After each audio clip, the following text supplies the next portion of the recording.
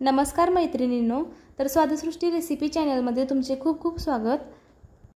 आज आपण बनवणार आहोत सोलापुरी शेंगदाणा चटणी। तर येथे मी चटणी बनवण्यासाठी 1 वाटी शेंगदाणे घेतलेले आहेत।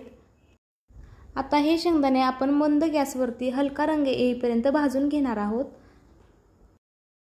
शेंगदाण्याचा थोडासा रंग बदलला की गॅस बंद करायचा आहे व हे शेंगदाणे थंड करून घ्यायचे आहेत।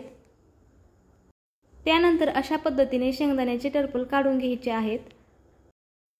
सोलापुरी शेंगा चटणी बनवताना ते शेंगदाणे भट्टीमध्ये भाजले जातात, परंतु घरी आपण तशा पद्धतीने भाजू शकत नाही। त्यामुळे अशा पद्धतीने येथे आपण 2 वेळा हे शेंगदाणे भाजून घेणार आहोत। त्यानंतर कढईमध्ये 2 चमचे तेल टाकून घ्यायचे आहेत। गॅसची फ्लेम मंद ठेवायची आहे।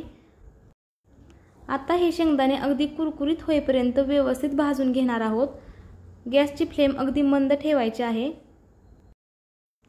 हे शेंगदाणे अगदी कुरकुरीत भाजल्यामुळे चटणीला खमंग चव येते व टेक्स्चर ही अगदी परफेक्ट येते। सोलापुरी शेंगा चटणी दिसायला थोडीशी ओलसर आणि चिकट वाटते, परंतु त्यातील जे शेंगदाणे असतात ते अगदी कुरकुरीत असतात, कारण ते भट्टीमध्ये भाजलेले असतात। परंतु घरी आपण तसे भाजू शकत नाही, त्यामुळे येथे मी 2 वेळा शेंगदाणे भाजून घेतलेले आहेत। आता येथे व्यवस्थित शेंगदाणे भाजून घेतलेले आहेत व यामध्ये 1 चमचा जिरे टाकून घ्यायचे आहेत व गॅस बंद करून हे शेंगदाणे थंड होऊ द्यायचे आहेत। तर आता येथे शेंगदाणे पूर्णपणे थंड होऊ दिलेले आहेत व ही चटणी मी खलबत्त्यामध्ये करून घेणार आहे, त्यामुळे चटणीची चव अगदी दुप्पट होते। आता हे शेंगदाणे पूर्णपणे थंड होऊ दिलेले आहेत। त्यानंतर 10 ते 12 पाकळ्या लसणाच्या, 2 चमचे बेडगी मिरची पावडर, चवीनुसार मीठ व 2 चमचे कच्चे तेल यामध्ये टाकून घेतलेले आहे।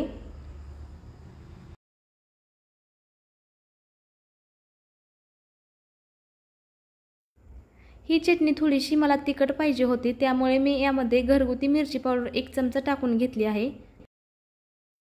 जर तुम्ही मिक्सरच्या भांड्यामध्ये बारीक करणार असाल तर शेंगदाणे घेत असताना त्या भांड्याने शेंगदाणे मोजून घ्यायचे आहेत। भांड भरायला थोडीशी जागा शिल्लक आहे एवढे शेंगदाणे मिक्सरच्या भांड्यामध्ये घ्यायचे आहेत। मिक्सरच्या भांड्यामध्ये जास्त शेंगदाणे घेतल्यामुळे चटणीला टेक्स्चर अगदी परफेक्ट येते। आता ही चटणी व्यवस्थित बारीक होईपर्यंत कुटून घ्यायची आहे। खलबत्त्यामध्ये बनवलेली चटणी अगदी चवीला अप्रतिम बनते। गरम गरम चपाती सोबत किंवा भाकरी सोबत तसेच भातासोबत ही चटणी खूप छान लागते। अगदी जेवणाची रंगत वाढवणारी ही सोलापुरी शेंगा चटणी येथे तयार झालेली आहे। तर येथे सोलापुरी शेंगदाणा चटणी तयार झालेली आहे।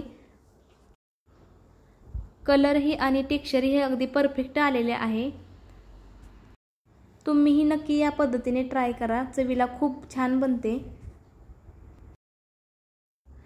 व्हिडिओ थोडासा जरी आवडला तर व्हिडिओला नक्की लाईक करा, शेअर करा, कमेंट करा आणि सबस्क्राईब करा। पुन्हा भेटूया अशाच एका नवीन रेसिपी सोबत। तोपर्यंत बाय बाय।